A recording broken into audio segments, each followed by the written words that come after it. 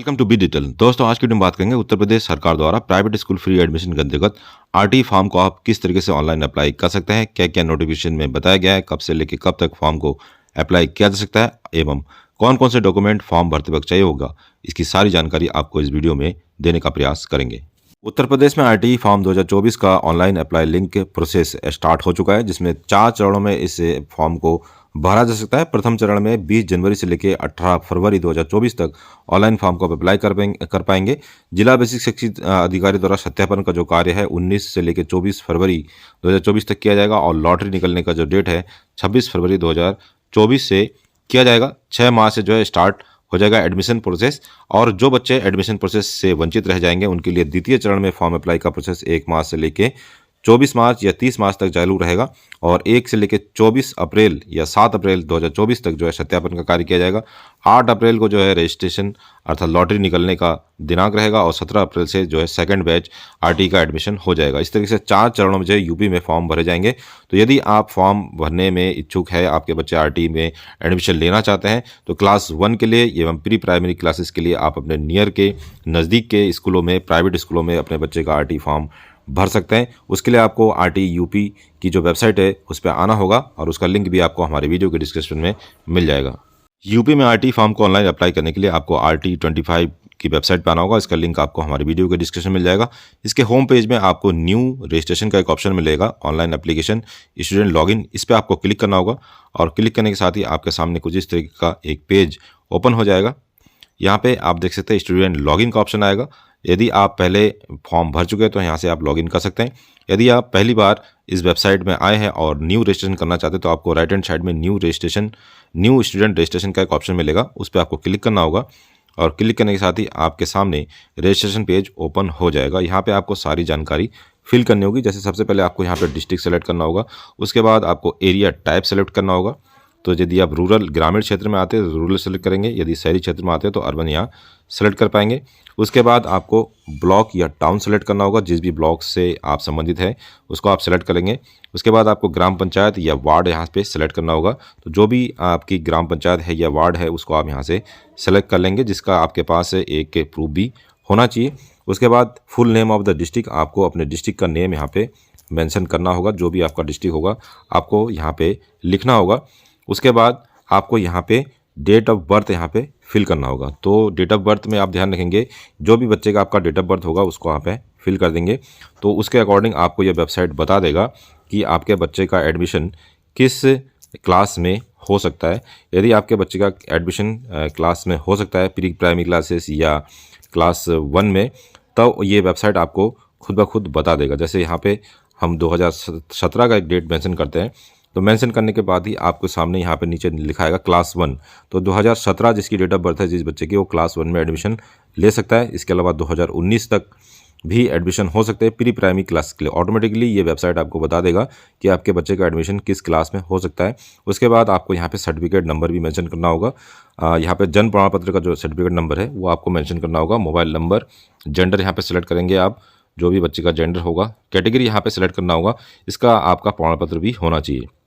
यदि आप अलाभित समूह अर्थात SC ST या OBC से संबंधित है तो अलाभित समूह में आप चयन करेंगे। यदि आप इनकम सर्टिफिकेट के आधार पर फॉर्म अप्लाई करना चाहते हैं या आप EWS कैटेगरी में अप्लाई करना चाहते हैं तो आपको दुर्बल वर्ग सेलेक्ट करना होगा, जिसमें आपको एक इनकम सर्टिफिकेट की ज़रूरत भी पड़ेगी। उसके बाद आपको अपलोड डॉक्यूमेंट करने होंगे। उसके बाद यहाँ पे एक चेकबॉक्स लगाना होगा, यदि जुड़वा बच्चों का पंजीकरण आपका है कोई तो आप चेकबॉक्स लगाएंगे, अन्यथा इसको छोड़ देंगे। उसके बाद ये जो कैप्चा कोड है उसको भर के यहाँ पे रजिस्ट्रेशन कर सकते हैं। रजिस्ट्रेशन करने के बाद आपको एक रजिस्ट्रेशन नंबर दे दिया जाएगा, फिर आप लॉगिन कर पाएंगे। अब बात करते हैं आरटी फॉर्म को आप कौन अप्लाई कर सकते हैं। तो यहाँ पे साफ मेंशन है, यदि आप अलाभित समूह से संबंधित है, अर्थात यदि आप अनुसूचित जाति से संबंध है, आपका अनुसूचित जनजाति से संबंध है, या फिर सामाजिक एवं शैक्षिक रूप से पिछड़े वर्ग में आप आते हैं, निःशक्त या विकलांग बच्चा यदि आपके पास है, या कैंसर पीड़ित बच्चा है, तो आप अलाभित समूह में आएंगे। उस कंडीशन में आपको इसका प्रमाण पत्र भी बनवाना होगा। मान लीजिए आप अनुसूचित जनजाति से संबंध है तो आप छोटे बच्चे का अनुसूचित जाति प्रमाण पत्र यदि आपके पास नहीं है तो पिता का अनुसूचित जाति का प्रमाण पत्र आप लगा सकते हैं। उसी तरीके से आप OBC में है या फिर ST में है तो आपके पास अपना अर्थात पिता का एसटी का प्रमाण पत्र, ओबीसी का प्रमाण पत्र या एससी का प्रमाण पत्र आपके पास होना चाहिए। यदि बच्चे का नहीं है तब, यदि बच्चे का है तो आप बच्चे का भी लगा सकते हैं। दूसरा कंडीशन है दुर्बल वर्ग।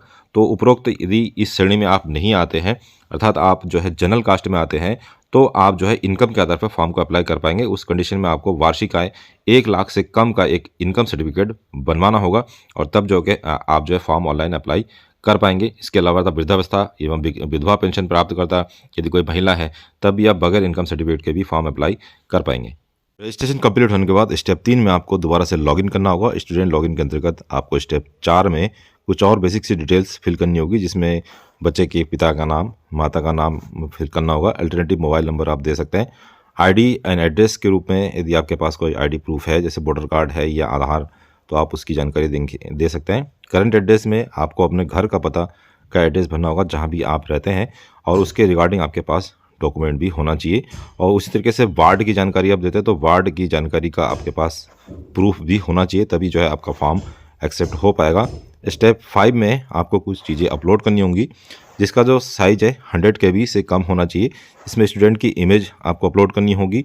एड्रेस प्रूफ के रूप में आप वोटर कार्ड अपलोड कर सकते हैं, और स्टूडेंट एज प्रूफ के रूप में आप बच्चे का जन्म प्रमाण पत्र अपलोड कर सकते हैं। और सेल्फ अटेस्टेड डॉक्यूमेंट के अंतर्गत यदि आप दुर्बल वर्ग से संबंधित रखते हैं तो आपको आय प्रमाण पत्र अपलोड करने होंगे। यदि आप अवंचित वर्ग से संबंधित रखते हैं तो आपको एससी या एसटी का प्रमाण पत्र अपलोड करने होंगे। स्टेप 6 में आपको स्कूल के नेम सर्च करने होंगे। तो जिस भी वार्ड से आप अप्लाई करना चाहते हैं या जिस भी विलेज से आप अप्लाई करना चाहते हैं, तो मैक्सिमम जो है 10 स्कूलों का चयन आप कर सकते हैं, लेकिन ये डिपेंड करेगा आपके लोकेशन के आधार पर। यदि आपके लोकेशन में 10 प्राइवेट स्कूल्स है तभी आपको ये स्क्रॉल बार में उन स्कूलों का नाम आपको दिखाई देगा। यदि आपके लोकेशन के अंतर्गत 2 या 3 स्कूल होंगे तो केवल आप 2 या 3 स्कूल ही सेव कर सकते हैं, उनको यहाँ फाइंड आउट कर सकते हैं। उसके बाद आपको यहाँ पे एक सेव ऑप्शन दिखाई देगा, सेव ऑप्शन में क्लिक करना होगा। उसके बाद आपको स्टेप 7 में कुछ और बेसिक सी डिटेल्स आपको यहाँ पे दिखाई देंगी, जिसमें आप अपने बच्चे का नाम, मेल, जेंडर और मोबाइल नंबर वगैरह ये चेकआउट कर सकते हैं। एडिट का बटन आपको मिलेगा, यहाँ पे अभी आप एडिट कर पाएंगे। उसके बाद आपको स्टेप 8 में पहुँचना है, जहाँ पे आपको दोबारा से सारी भरी गई जानकारी आपको दोबारा से दिखाई देगी। उसके बाद आप पेज को नीचे स्क्रॉल करेंगे तो आप देखेंगे कि जितनी भी चीज़ें आपने भरी होगी उसका फाइनल प्रिंट का एक ऑप्शन आपको दिखाई देगा, और जिस भी स्कूल को आपने सेलेक्ट किया होगा वो सारे स्कूल के नेम यहाँ पे दिखाई देंगे, उनके स्कूलों का एड्रेस भी दिखाई देंगे। ये स्कूल आपके नियर अबाउट स्कूल ही हो सकते हैं। यदि घर से दूर आपके विद्यालय में आप चाहते हैं तो ऐसा संभव नहीं है, क्योंकि जो भी आपका एड्रेस है, एड्रेस के रिगार्डिंग ही आपको जो है यहाँ पे स्कूलों की सूची दिखाई देगी। उसके बाद स्टेप 9 में जो है जब आप फाइनल प्रिंट आउट का ऑप्शन कर देंगे, फाइनल आप फॉर्म भर चुके होंगे, तो इस तरीके से एक चेकबॉक्स आपको दिखाई देगा, registration print, complete, edit form और फाइनल प्रिंट। तो ऐसा जब आपके पास एरो निशान आ जाएगा तो आप समझ लेंगे कि आपका जो फॉर्म फिलिंग प्रोसेस है वो कंप्लीट हो चुका है। उसके बाद आप इसका प्रिंट आउट ले सकते हैं, और कंप्लीट प्रिंट आउट लेने के बाद आपको यहाँ पे एक ऑप्शन मिलेगा ऑनलाइन अप्लाई स्टूडेंट लॉगिन का। वहाँ पे आप दोबारा लॉगिन करके भी चेकआउट कर सकते हैं कि आपका फॉर्म भरा गया है या नहीं भरा गया है। ऑनलाइन फॉर्म अप्लाई करते समय किसी समस्या के समाधान के लिए आप दिए गए हेल्प लाइन पर कॉल कर सकते हैं या दिए गए ईमेल पे मेल भी कर सकते हैं। यदि आप जानना चाहते हैं कि आपके घर के नज़दीक में ऐसे कौन कौन से प्राइवेट स्कूल्स हैं जहां पे क्लास 1 में या फिर प्री प्राइमरी क्लासेस में आपके बच्चे का एडमिशन हो सकता है, तो आपको इसके होम पेज पे आना होगा। होम पेज पे आपको एक ऑप्शन यहाँ पे मिल जाएगा, list of mapped private school. इस पर आपको क्लिक करना होगा, और क्लिक करने के साथ ही आपके सामने कुछ इस तरह का इंटरफेस या इस तरह का ऑप्शन आ जाएगा, जहाँ पे आप मैप स्कूल के अंतर्गत अपना डिस्ट्रिक्ट आप चूज़ कर सकते हैं। जिस भी डिस्ट्रिक्ट के बारे में आप जानकारी चाहते हैं, जो भी आपका डिस्ट्रिक्ट हो, यहाँ से आप उसको चेकआउट कर सकते हैं।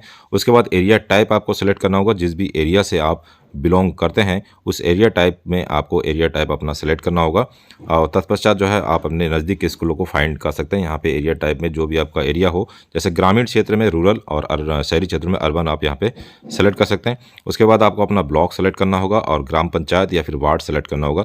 तो आपके ग्राम पंचायत एवं वार्ड में जो भी स्कूल होंगे उन सारी स्कूलों की जो लिस्ट है आपके सामने आ जाएंगी।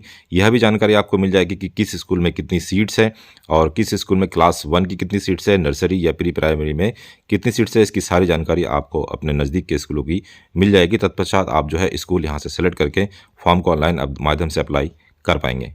अब बात करते हैं कौन कौन से डॉक्यूमेंट आपको चाहिए होंगे फॉर्म को अप्लाई करते समय। यदि आप जनरल कास्ट में आते हैं तो आपको 1 लाख रुपए से कम का इनकम सर्टिफिकेट चाहिए होगा, जो कि कम से कम तहसीलदार लेवल से वेरीफाई हो, तब जाके आप जनरल कैटेगरी में होने के बावजूद भी आरटी के फॉर्म को ऑनलाइन माध्यम से अप्लाई कर पाएंगे। इसके अलावा यदि आप वंचित वर्ग से आते हैं, यदि आप अनुसूचित जाति, अनुसूचित जनजाति या ओबीसी से आते हैं, तो आपके पास इसका प्रमाण पत्र होना चाहिए।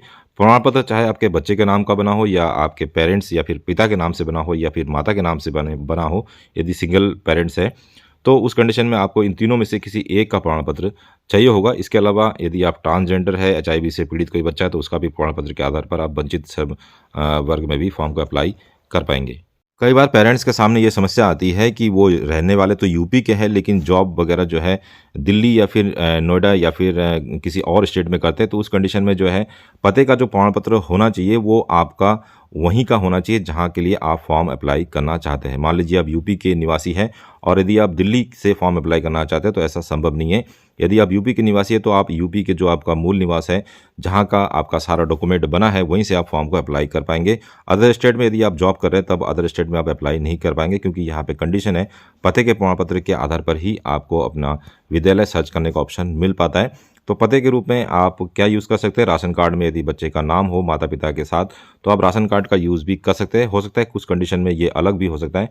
और इसके अलावा निवास प्रमाण पत्र बना हो, चाहे बच्चे का या फिर पिता का या माता पिता में से किसी का मतदाता पहचान पत्र जिसमें उसका करंट एड्रेस भी मेंशन हो, तब भी आप फॉर्म को अप्लाई कर पाएंगे। इसके अलावा बिजली का बिल एवं टेलीफोन बिल को भी किसी किसी राज्य में माना जाता है। इसी के अलावा सरकार द्वारा जारी माता पिता बच्चे का विशिष्ट पहचान पत्र अर्थात आधार में भी आपके पते का वही जानकारी हो, वही पता हो जिस पते से आप अप्लाई करना चाहते हैं, तब भी आप फॉर्म को अप्लाई कर पाएंगे। इसके अलावा पासपोर्ट में यदि आपका पता सेम पता हो तब भी आप पासपोर्ट की सहायता से भी अप्लाई कर पाएंगे। तो विशेष रूप से यदि आप पते के रूप में प्रमाण पत्र लगवाना चाहते हैं तो कोई एक डॉक्यूमेंट ऐसा होना चाहिए जिसमें आप अपने पते को वेरीफाई कर सकें, तभी जाकर आपके फॉर्म को एक्सेप्ट किया जाएगा।